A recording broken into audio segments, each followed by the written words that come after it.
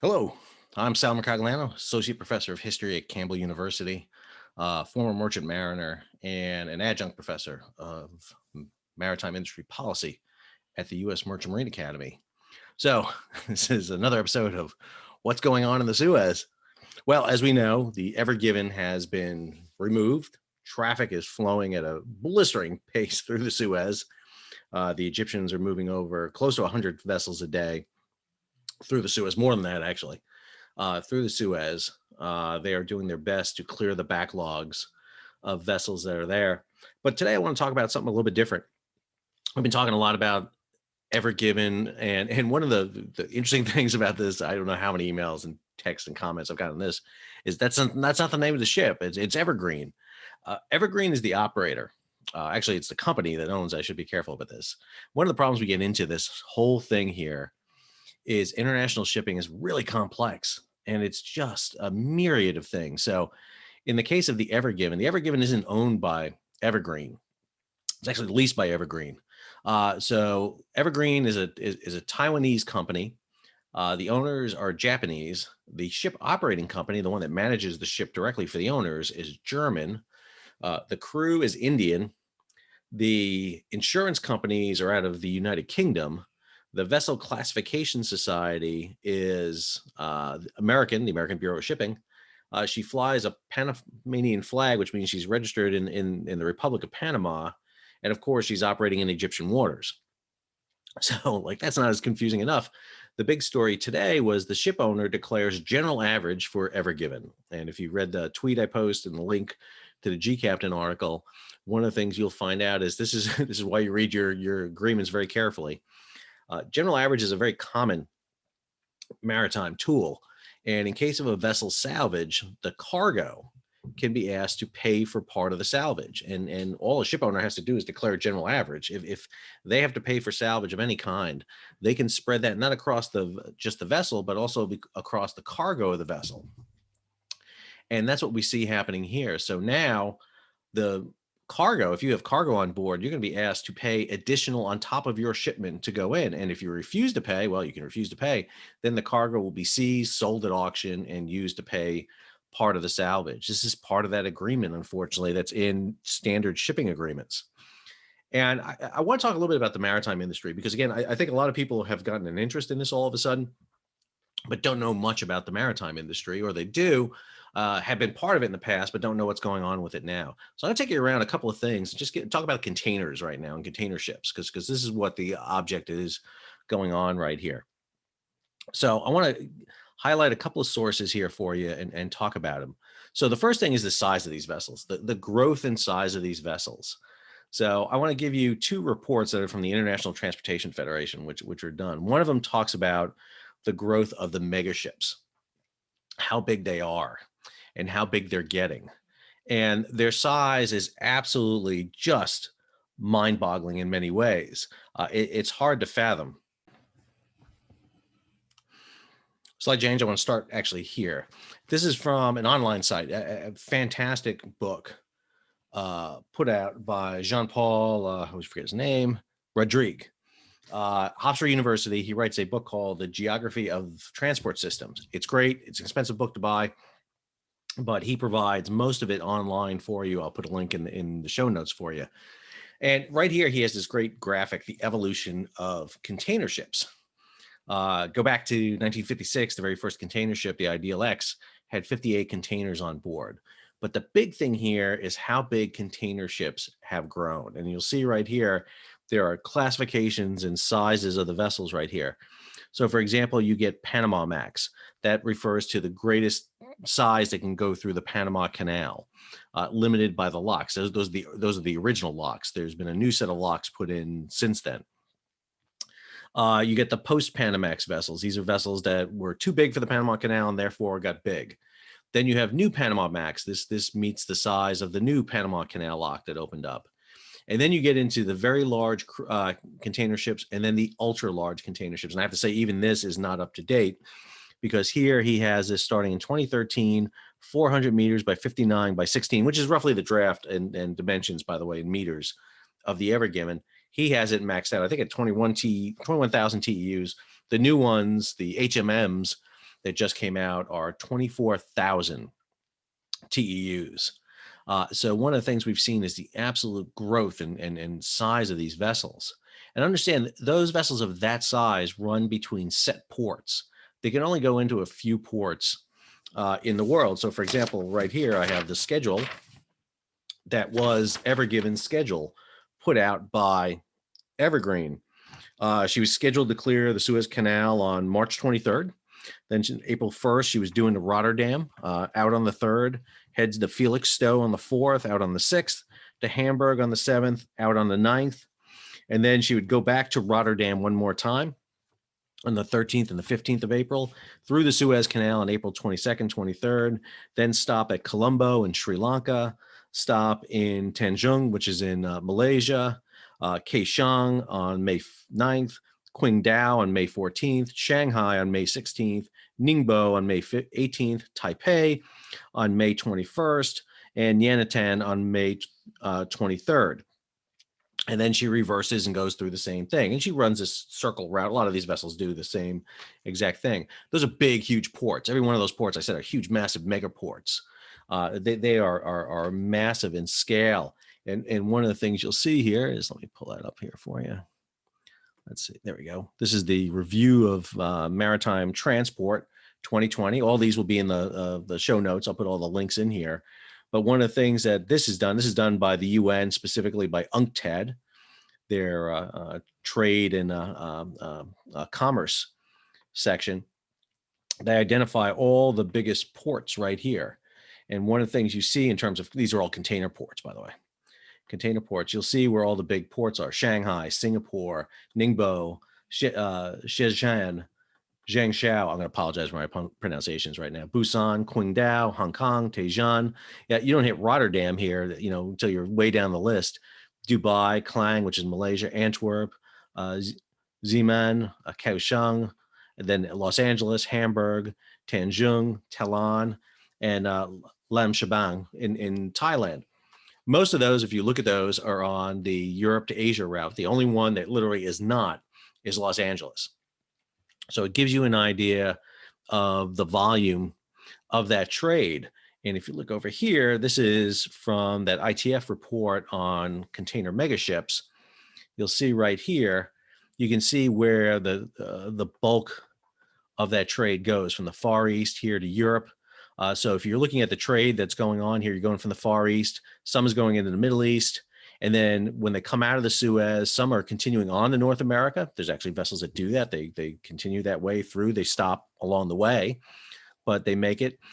Some will stop in the Mediterranean, and then some will just go on straight to Europe. And so again, one of the things that we begin to see here is how these container ships operate. And I think down here, let me zoom in on that a little bit. Come on down here. Here we go. You'll see here how max ship capacities have increased over time, and they can operate, from that time. And you see the growth of vessels right there. If you come back here to the review of marine transport, let me zoom back out of here again. There's a table in here that basically shows you how the containers are doing. If you want to get a good primer on world maritime shipping, I strongly recommend this document. The Review of Maritime Transport comes out every November by the UN. It's great. I went too far. But it's a great document because it lists all this kind of very wonky information, but I think it's great information, telling you how trade is being managed, what's going on in the trade, what's really vital, how's it evolving and changing. So all of it, I think this is it right here. Yep. So this shows you right here, containers. Let's go zoom that out there. There we go. So it shows you where containers are going. So this is containers trade on the east-west trade routes. So you get Asia to Europe, you got the Trans-Pacific, Transatlantic. This is in millions of 20-foot equivalent units. So for example, eastbound, which is Northern Europe and Mediterranean to East Asia in 2020, about 6.9 million 20-foot units. Westbound, 16.1 million units. which means about 16 million loaded containers are going to Europe and Northern Europe from Asia. So she had on board Ever Given probably about 15,000 boxes. So she has 15,000 boxes out of 16.1 million boxes that are going there. Also notice the disparity here. This is a big issue that happens in container trade. You're dumping more containers in a spot than are coming back loaded, which means you got to carry back empties. Empties are not very profitable to carry back for obvious reasons. They're not loaded with cargo. You don't pay as much. Basically, you're repositioning containers. And when the markets are tight, when ships are delayed, as they're going to be in Europe right now, empty containers are put aside, and they only take fully loaded containers, which means there are container shortages. There's actually a worldwide shortage of containers to load in Asia, which means they either have to build new containers or they have to prioritize containers. And that creates an imbalance in the trade. We see that in this. You see it in the Trans-Pacific trade, where there's less loaded containers heading back to Asia. Same thing in the transatlantic trade, where there's not as many containers eastbound as they are westbound. And that creates imbalances in the trade. And so when the trade slows down, as it's happening right now, we see that impacting. The other one here to talk about is groups like Evergreen. So you had the vessels growing. I mean, the vessels are growing in that exponential size. We saw that chart before of how the vessels are growing, these huge, massive mega ships. But the other thing that's happening, and John Conrad and I talked about this the other day, is you have the creation of these conferences. So right now, the 8 largest container ship companies control 80% of the world's containers. Before I talk about this, let's go over here for a second. So this here is, let's see, this is Alpha List. This is the Alpha List of container carriers. So this list, as of April 1st here, there are 6,194 container ships in the world, 24.5 million TEUs in the world, 294,000 deadweight tons of vessels out there. And then you'll see the companies here with their number of container capacity, their percentages, their existing fleet, and who's on the order book here. So you'll see right now, Maersk is number one. They control, was that 16.9% of the trade. Mediterranean Shipping Company is poised to expand with their new ships. But the key thing is these top 8, when you look at these top 8, they control 80%. 80%. Come back over here, and you see that they're organized in these alliances. So, for example, Maersk and Mediterranean Shipping Company, they're in the 2M alliance, Maersk and Mediterranean, 2Ms. There's the Ocean Alliance, which is COSCO. That's the Chinese Overseas Shipping Company, which controls UCL, the Oriental Occidental Container Line. CGM, which is a French line, and Evergreen are in that alliance together. They're in the Ocean Alliance. And then in the alliance is Hapag-Lloyd, which is a German line, ONE, which is actually a Japanese conglomerate of lines, and then Yang Ming, which is another Taiwanese line that is in there. Also, HMM is actually in here too. They're not on this list right here. They are actually reflective. Let's see. Let's pull this up here. HMM.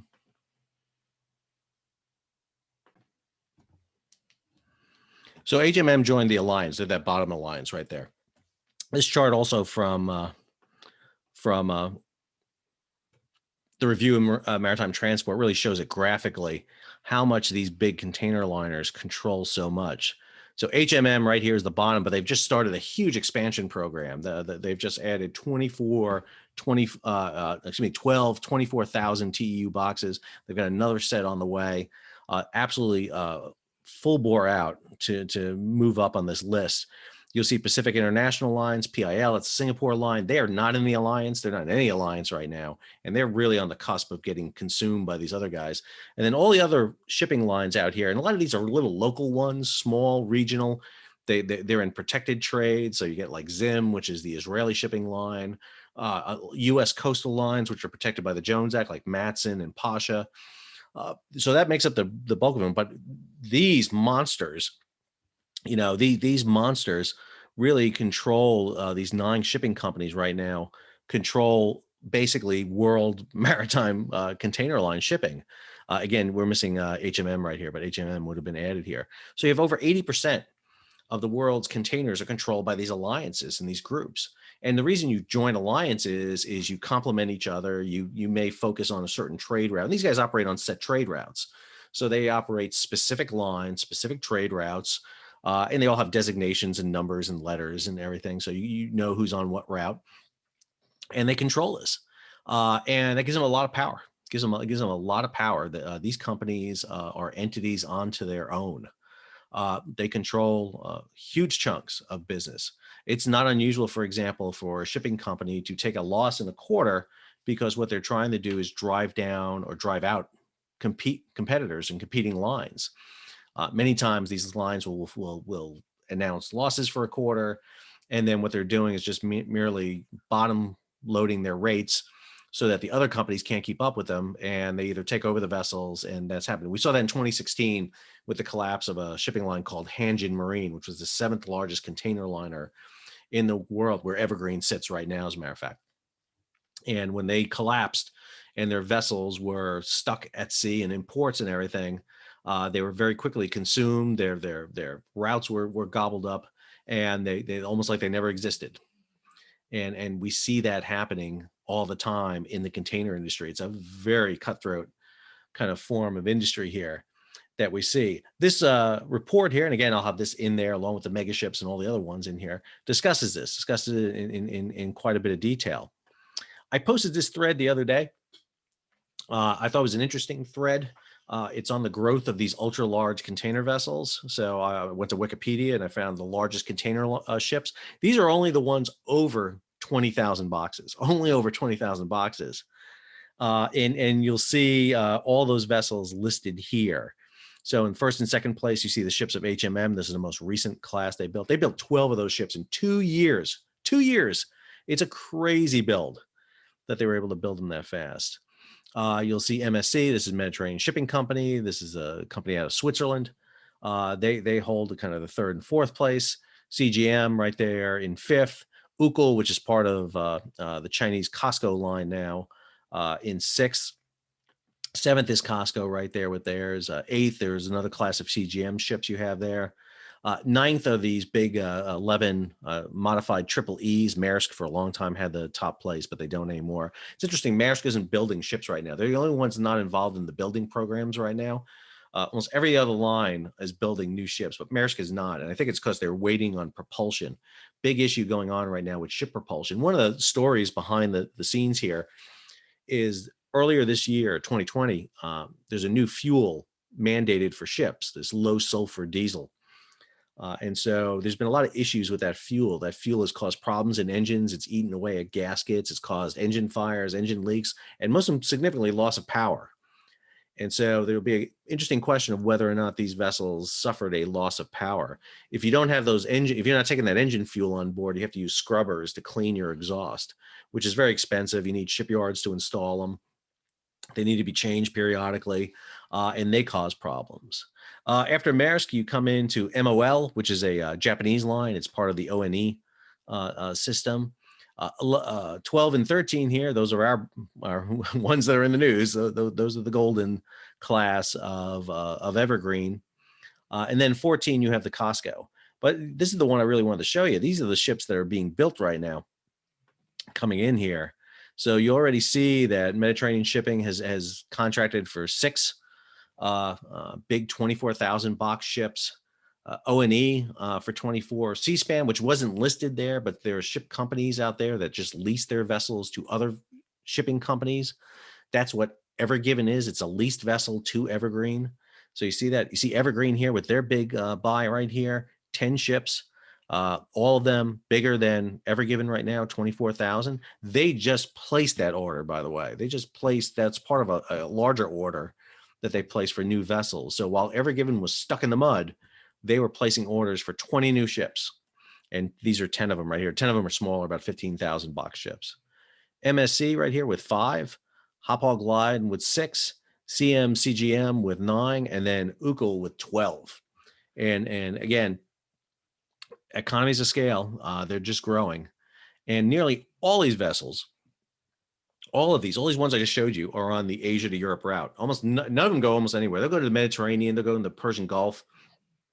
But for example, they're not used on the Pacific lines. They don't go from Asia to the United States for one good reason. US ports cannot support them. They're either too big for air draft or water draft, but most importantly, the cranes can't support them. Again, if we go back over to, hang on.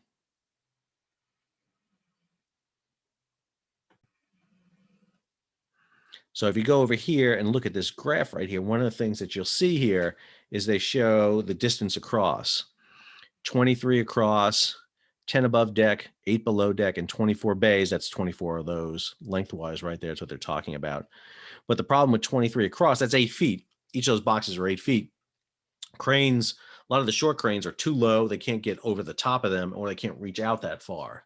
And you're not going to spin a vessel at the berth. You just don't. It's too much money. It takes too long to do that. And so these big monsters, these VLCSs and ULCSs tend almost to operate exclusively on the Europe to Asia route. And a lot of times, again, they're just dropping off their containers to these big, huge, massive ports. And that's a whole other subject we can get into, is ports and those, and ship them off. And that's what Ever Given was doing. She's operating between those big ports. Again, if we go back to that list that we were talking about earlier here with ports, you know, most of the ports that she's operating between are the ones that we had identified on this list here. They were the ones that are basically the key ones that they're kind of running between. Oh, there we go. You know, these are the ports that basically they're operating between. And that's the key thing. That's what these ships do. They operate between them. The other thing here, to make you aware of, I want to put some of these up. So these are little graphs, infographics done by UNCTAD, that group that does that review of marine transport. And it talks about the volume index of merchandise, and they track trade. And that's what that review of marine transport does, it tracks trade. It's a great document for that. And so one of the things you'll see right here, this is the dip, that little V dip, which is caused by COVID, that huge dip. And one of the things you see is we're basically back to where we were. We're basically back to right where we were. And I think that's a very significant thing. This one, zoom these up here a little bit. There you go. This talks about the biggest countries in marine transport. So back in the day, days of sail and early steam, you know, it was the British. It was the British Empire controlled everything. The British Merchant Marine, along with the Royal Navy, which was in place, controlled everything. There's a great article this month in the U.S. Naval Institute Proceedings by Andrew Lambert. And he talks about the idea of what sea power and sea control means. You know, go back to Alfred Thayer Mahan. It's not just having a big navy, it's actually controlling the trade. It's controlling economics. And one of the things that has happened since post-World War II is the creation of a lot of unique registries that are open. So for example, if you are looking at for the biggest countries in terms of ownership, well, that's Greece, Japan, and China. They're the biggest ones for ownership. There are a lot of investments that go on. Greeks are history of ownership. Same thing with Japan. China's investing in it. And so those are the three countries that own the most vessels on the high seas. Doesn't mean they're registered there. Doesn't mean they fly the flags. It means that's where they're registered. Meanwhile, 41% of the world's carrying capacity is registered in top three registries: Panama, Marshall Islands, Liberia. They're sometimes called flags of convenience. I like to call them open registries. They tend to be easier to get registered in, less paperwork, leeway, taxes. It's more economical. If you register in the Marshall Islands, for example, you don't have to hire people from like the United States, which is more expensive to hire. One of the reasons why there's the United States Merchant Marine is 21st in the world today, when it was first at the end of World War II, is because it's more expensive to operate American ships. American ships are more expensive to build because we build them in the United States. We don't build as many, so they become more costly. They're more expensive to operate because you got to pay American wages, and but not just American wages, but you have to pay for reliefs. You know, it's not unusual for foreign flag shipping to hire crews from Philippines, India, Cambodia, Vietnam. Shipping, you know, UN shipping agreements basically limit mariners to a maximum of 11 months on a vessel. It's a long time. Most US shippers involved in international trade are on 1-for-1. If you do 2 months on, you do 2 months off. So you're home. And understand that sounds great. It's like, oh man, you have half the year off. that sounds great. Well, do the math real quick in your head. You work 5 out of 7 days a week. You work 8 hours a day for the 5 days. How much time are you at home? When you get off a ship, you don't go home at the end of the day. You're stuck on the ship. You don't see your family. You don't see anybody. The time you go at sea, you don't plan. You have to go the next rotation that comes up. So you miss birthdays, anniversaries, everything. It's not an easy life. One of the reasons I gave it up was that it's not an easy life to follow. Very unconducive to having a family. A lot of foreign merchants do this because they can make a lot of money. They can sail for a brief period of time, and they can earn wages that they could not earn other places. And so the other irony here is that those 3 flags, Panama, Liberia, and Marshall Islands, were all the creation of the United States. We created these registries. We did. We created Panama basically before World War II. We used it to get around neutrality laws to send high-octane gasoline to the British. We created Liberia after when the Cold War started, because we wanted to see Liberia, which was kind of an American protectorate, but we wanted to see them have some sort of income, and it was decided that was a good way to do that. And plus, it would create a loophole for trade. So they created Liberia. Problem with Liberia was Liberia kind of delved into chaos, and the Liberian flag was not very well run or maintained. Understand, all the headquarters for all 3 of these things are in New York City. They're not in Panama City. They're not in Monrovia. They're not on the Marshall Islands. And then the Marshall Islands were created in the 80s because of Liberia.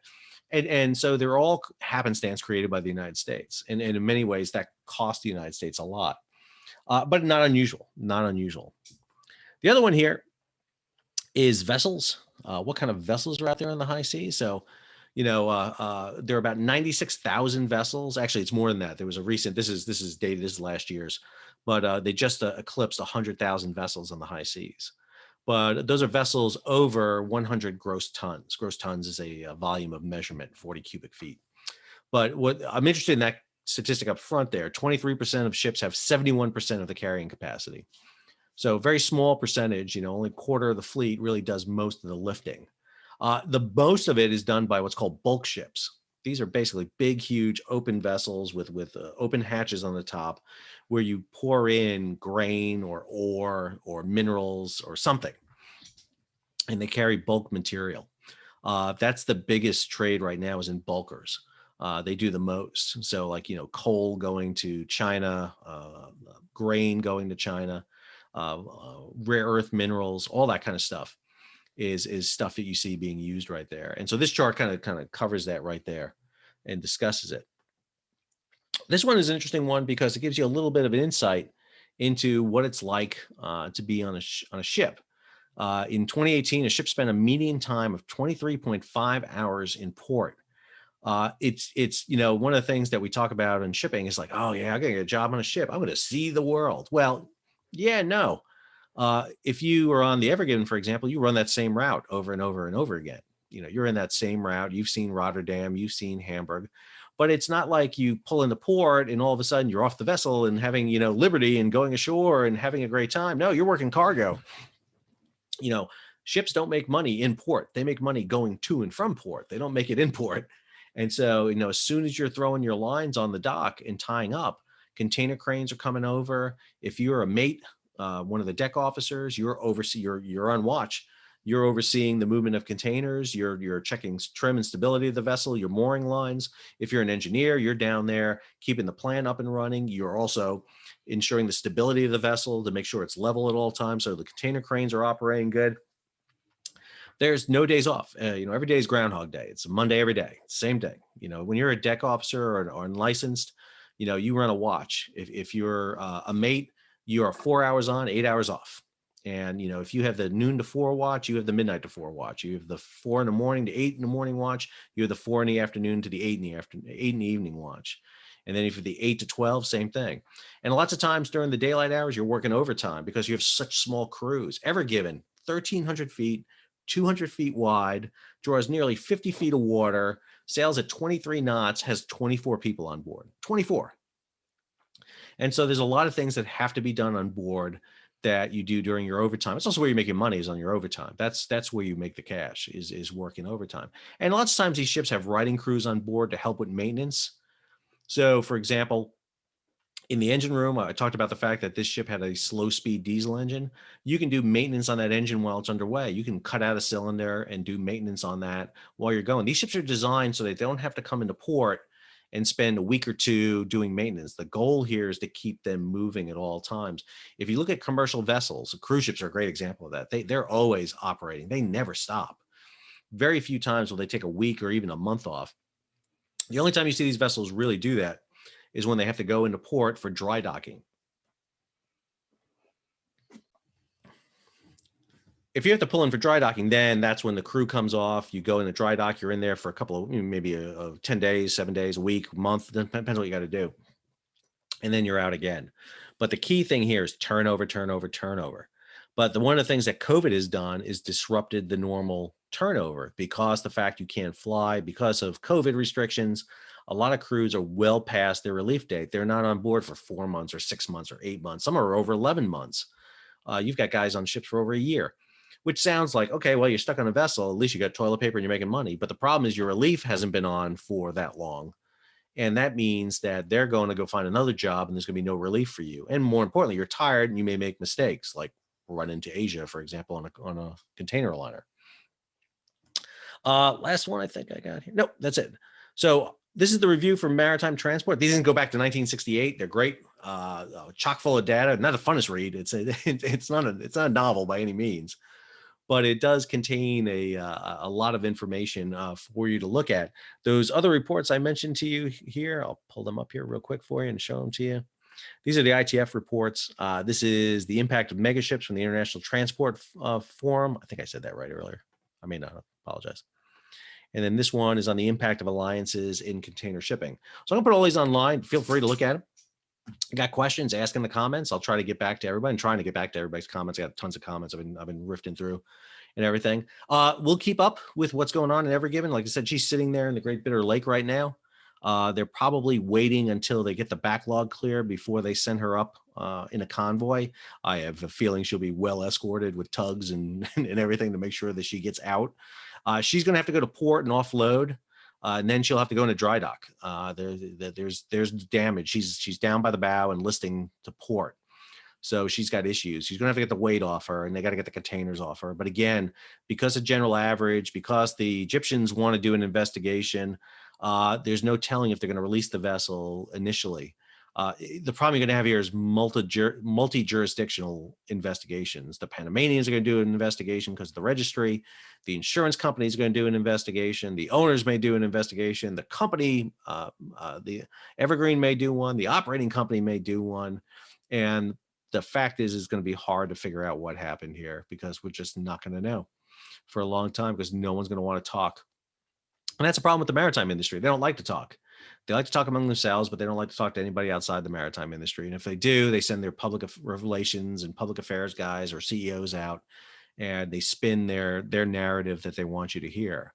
I, fortunately, am not paid by any of them. I'm not paid by anybody.